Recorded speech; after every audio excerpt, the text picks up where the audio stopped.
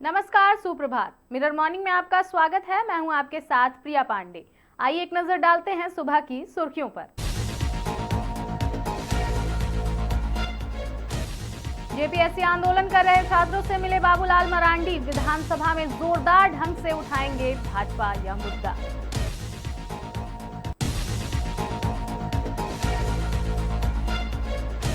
धनबाद शहर में खुलेंगे 18 आयुष्मान आरोग्य मंदिर। उपायुक्त ने वार्ड पार्षदों से मांगा प्रस्ताव।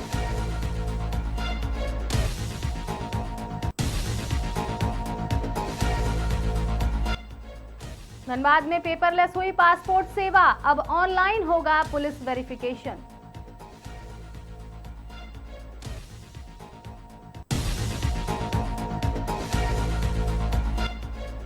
ओवरलोड छाई ट्रांसपोर्टिंग पर फूटा गुस्सा। दामोदर बचाव आंदोलन ने दी सड़क पर उतरने की चेतावनी।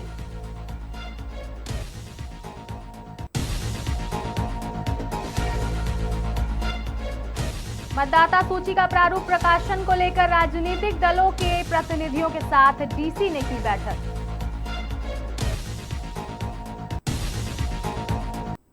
अब बढ़ते हैं विस्तृत खबरों की ओर। पहली खबर राजधानी रांची से आ रही है, जहां झारखंड एनडीए विधायक दल की बैठक भाजपा प्रदेश कार्यालय में नेता प्रतिपक्ष बाबूलाल मरांडी की अध्यक्षता में हुई। बैठक के बाद भाजपा नेताओं ने कहा कि राज्य में छात्रों और प्रतियोगी परीक्षाओं का मुद्दा सबसे ज्वलंत है और आगामी विधानसभा सत्र में इसे पूरी मजबूती के साथ उठाया जाएगा।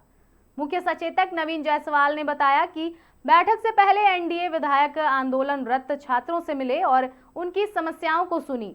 उन्होंने आरोप लगाया कि 14वीं जेपीएससी पीटी परीक्षा में केवल पेपर लीक ही नहीं बल्कि पेपर फिक्स के साक्ष्य सामने आ रहे हैं। उनका दावा है कि परीक्षा प्रक्रिया में गंभीर अनियमितताएं हुई हैं और कम अंक पाने वाले अभ्यर्थियों के चयन तथा अधिक अंक पाने वाले के असफल होने से पारदर्शिता पर सवाल खड़े हुए हैं। भाजपा ने मांग की है कि 2019 के बाद हुई सभी भर्ती परीक्षाओं की जांच उच्च न्यायालय की निगरानी में सीबीआई से कराई जाए। पार्टी ने 14वीं जेपीएससी परीक्षा रद्द करने की भी मांग की और कहा कि सीआईडी जांच पर छात्रों को भरोसा नहीं है। भाजपा ने मुख्यमंत्री हेमंत सोरेन से नैतिक आधार पर इस्तीफे की मांग की। साथ ही कांग्रेस पर निशाना साधते हुए कहा कि यदि वह वास्तव में जांच चाहती है तो उसे राज्य सरकार से अपना समर्थन वापस लेना चाहिए।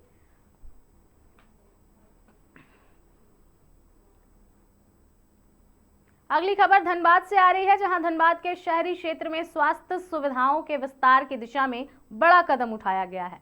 उपायुक्त आदित्य रंजन ने उनकी अध्यक्षता में आयोजित 15वें वित्त आयोग की जिला स्तरीय समिति की बैठक में शहर के विभिन्न वार्डों में 18 आयुष्मान आरोग्य मंदिर शुरू करने का निर्णय लिया गया। बैठक में उपायुक्त ने सभी वार्ड पार्षदों से अपने अपने क्षेत्रों में सरकारी भवनों की उपलब्धता के आधार पर प्रस्ताव देने का आग्रह किया। उन्होंने कहा कि प्राथमिकता सरकारी भवनों में आरोग्य मंदिर से शुरू की जाएगी। यदि सरकारी भवन उपलब्ध नहीं है तो अन्य उपयुक्त स्थलों का भी प्रस्ताव दिया जा सकता है। बैठक में शहरी और ग्रामीण क्षेत्रों में नवनियुक्त स्वास्थ्य कर्मियों के प्रशिक्षण, शहरी स्वास्थ्य केंद्रों को पॉली क्लिनिक के रूप में विकसित करने, विशेषज्ञ चिकित्सकों की नियुक्ति तथा ग्रामीण आयुष्मान आरोग्य मंदिरों के नए भवनों की प्रगति की समीक्षा भी की गई।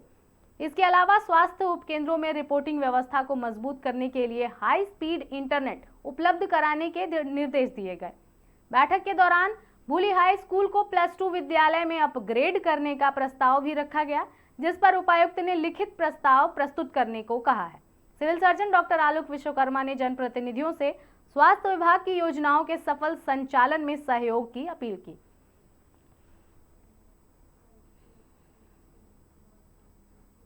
पासपोर्ट बनवाने की प्रक्रिया अब धनबाद में पूरी तरह डिजिटल और पेपरलेस हो गई है।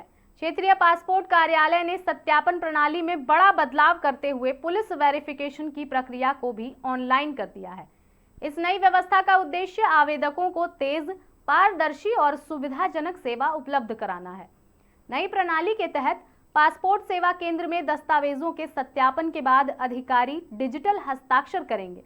इसके बाद पूरी सत्यापन रिपोर्ट ऑनलाइन माध्यम से सीधे क्षेत्रीय पासपोर्ट कार्यालय भेजी जाएगी।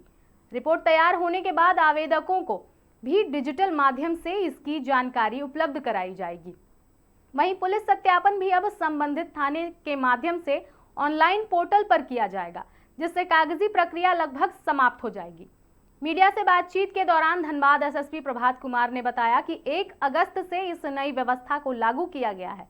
उन्होंने कहा कि पहले पुलिस वेरिफिकेशन के हजारों मामले लंबित रहते थे, लेकिन ऑनलाइन व्यवस्था लागू होने के बाद पेंडिंग मामलों में लगातार कमी आई है। उन्होंने उम्मीद जताई है कि नई प्रणाली से लोगों को पासपोर्ट बनवाने में पहले की तुलना में अधिक सरल, तेज और पारदर्शी सुविधाएं मिलेंगी। एसएसपी ने कहा कि डिजिटल व्यवस्था लागू होने से पुलिस और पासपोर्ट विभाग के बीच समन्वय बेहतर हुआ है। रिपोर्ट ऑनलाइन भेजे जाने से समय की बचत हो रही है और सत्यापन प्रक्रिया में अनावश्यक देरी भी कम हुई है।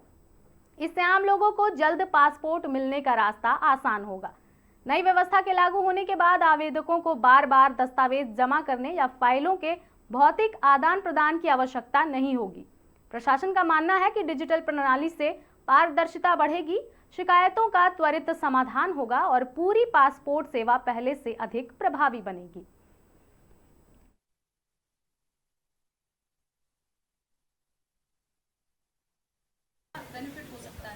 देखिए, जिले में लगातार हम लोग कैसे पब्लिक सर्विस बेहतर हो सके, जो पुलिस का मैंडेट है उसमें हम लोग लगातार प्रयास कर रहे हैं। और आप खुद देख रहे हैं कि जो हमारा आंतरिक संरचना है, चाहे वो डिजिटलाइजेशन की प्रक्रिया हो, सब में हम लोग बहुत ही अथक प्रयास कर रहे हैं, मेहनत कर रहे हैं सो दैट पुलिसिंग बढ़िया हो। उसी क्रम में जिला में पासपोर्ट वेरिफिकेशन का जो प्रोसेस है वो 1 तारीख से 100% डिजिटल हो गया है। कोई पेपर मूवमेंट नहीं होगा। पासपोर्ट ऑफिस से जो भी पासपोर्ट वेरिफिकेशन के लिए रिपोर्ट आती है वो ऑनलाइन आती, पहले भी आती थी, आज भी आती है। बट जो जिले में पुलिस ऑफिस से थाने की जो प्रक्रिया थी वो ऑफलाइन थी, उसको भी 100% डिजिटल कर दिया गया है। 1 तारीख से वो डिजिटल हो गया है और रिजल्ट से मैं काफ़ी खुश हूँ। बिकॉज जिस दिन डिजिटलाइजेशन हुआ था उस दिन 1300 के आसपास पेंडिंग था और आज के डेट में हमारे आज सुबह हमने रिपोर्ट लिया है तो 580 के आसपास पेंडिंग।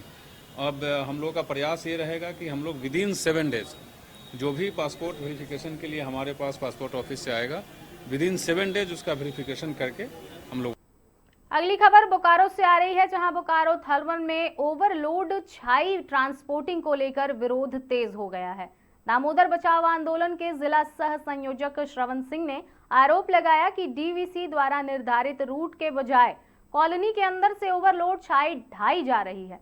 उनका कहना है कि इससे कॉलोनी के निवासी, राहगीर और रोजाना स्कूल कॉलेज आने जाने वाले छात्र छात्राएं धूल और प्रदूषण की गंभीर समस्या से जूझ रहे हैं। आंदोलन की ओर से जिला प्रशासन, स्थानीय प्रबंधन और संबंधित अधिकारियों को पत्र भेजकर तत्काल कार्रवाई की मांग की गई है।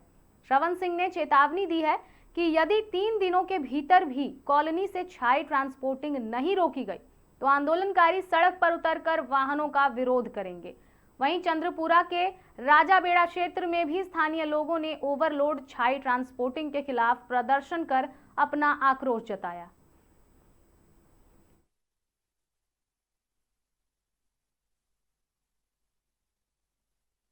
छाई परिवहन जो ओवरलोड वाहनों के माध्यम से किया जा रहा है, जिससे मानव जीवन, पर्यावरण का घोर संकट उत्पन्न हो गया है। रिहायशी इलाकों से जो छाई परिवहन ओवरलोड गाड़ियों के माध्यम से की जा रही है, उसके कारण जो है कॉलेज के बगल से परिवहन हो रहा है, स्कूल के बगल से परिवहन हो रहा है, जिसके कारण छात्रों का भी जीवन प्रभावित हो रहा है, आम जनों का भी जीवन प्रभावित हो रहे हैं, सड़कें बर्बाद हो रही है, सार्वजनिक संपत्ति कहीं की नष्ट हो रहे हैं। इसी प्रकार से हजारीबाग NHI के लिए जो जा रही है गाड़ियां, ओवरलोड गाड़ियां, उसके चलते ग्रामीण क्षेत्र होकर जाती है रिहायशी इलाकों से, वहां भी जनजीवन प्रभावित हो रहा है। तो इस चीज को हम लोग रोकने के लिए आंदोलन की चिट्ठी हम लोगों ने डीवीसी प्रबंधन और जिला प्रशासन को दिया है, तो उसी के निमित्त आज हम प्रेस कॉन्फ्रेंस कर रहे हैं। और मेरा यह आग्रह होगा, जिनको कहिए कि इन सब व्यवस्थाओं को दुरुस्त करने की जिम्मेदारी मिली है, जो देश के मेधावी मस्तिष्क हैं, उनसे मेरा खास करके इस प्रेस कॉन्फ्रेंस के माध्यम से निवेदन होगा कि इन सब अवैध गतिविधियों पर रोक लगाएं, जिससे कि यहाँ के लोग। बोकारो के बाद अब हम सीधे रुख करेंगे पलामू का, जहां पलामू जिला निर्वाचन पदाधिकारी सह उपायुक्त दिलीप प्रताप सिंह शेखावत ने बुधवार को अपने कार्यालय कक्ष में मतदाता सूची के विशेष गहन पुनरीक्षण कार्यक्रम 2026 के तहत मतदाता सूची के प्रारूप प्रकाशन के अवसर पर जिले के विभिन्न राजनीतिक दलों के प्रतिनिधियों के साथ बैठक की। इस दौरान उन्होंने निर्वाचन आयोग द्वारा निर्धारित विशेष पुनरीक्षण कार्यक्रम की विस्तृत जानकारी देते हुए सभी राजनीतिक दलों से सक्रिय सहयोग की अपील की। उपायुक्त ने बताया कि जिले के 5 विधानसभा क्षेत्रों के कुल 2032 मतदान केंद्रों पर मतदाता सूची का प्रारूप प्रकाशित कर दिया गया है। प्रारूप मतदाता सूची के अनुसार जिले में कुल 14,99,296 मतदाता हैं, जिनमें 7,78,456 पुरुष, 7,20,839 महिला एवं एक थर्ड जेंडर मतदाता शामिल हैं। साथ ही 2,65,651 ASDDF तथा 3,46,596 एनोमलीज इलेक्टर्स को नियमानुसार नोटिस जारी कर आगे की कार्रवाई की जाएगी। उन्होंने बताया कि 5 अगस्त से 4 सितंबर 2026 तक दावा एवं आपत्ति दर्ज कराने की अवधि निर्धारित की गई है। इस दौरान जिन मतदाताओं का नाम प्रारूप सूची में नहीं है, वे निर्धारित प्रपत्रों के माध्यम से अपना दावा प्रस्तुत कर सकते हैं। वहीं किसी नाम में त्रुटि, स्थानांतरण, विलोपन अथवा अन्य संशोधन के लिए भी निर्धारित प्रपत्रों के माध्यम से आवेदन किया जा सकेगा।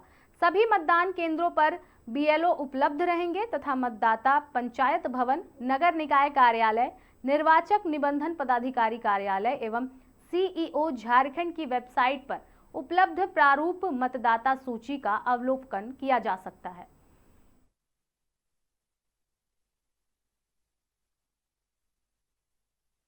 आता है वैसे वोटर्स को भी हम लोग नोटिस करेंगे, साथ ही ASDD वोटर्स की भी नोटिस की जाएगी और ये इंश्योर किया जाएगा कि सारे प्रोसीजर्स एग्जॉस्ट करने के बाद में सभी EROs और AEROs अपने अपने जुरिस्डिक्शन में रीजन ऑर्डर पास करेंगे और पास करने के बाद में final publication of electoral list होगा, वोटर्स लिस्ट होगा, वो होगा आपका 7 अक्टूबर 2024 को।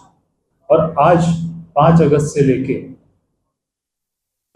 3 अक्टूबर तक हमारा जो पीरियड चलेगा, 3 अक्टूबर तक हम लोग इसका डिस्पोजल और नोटिस फेज चलेगा और फाइनली 7 अक्टूबर को final publication of voter list किया जाएगा।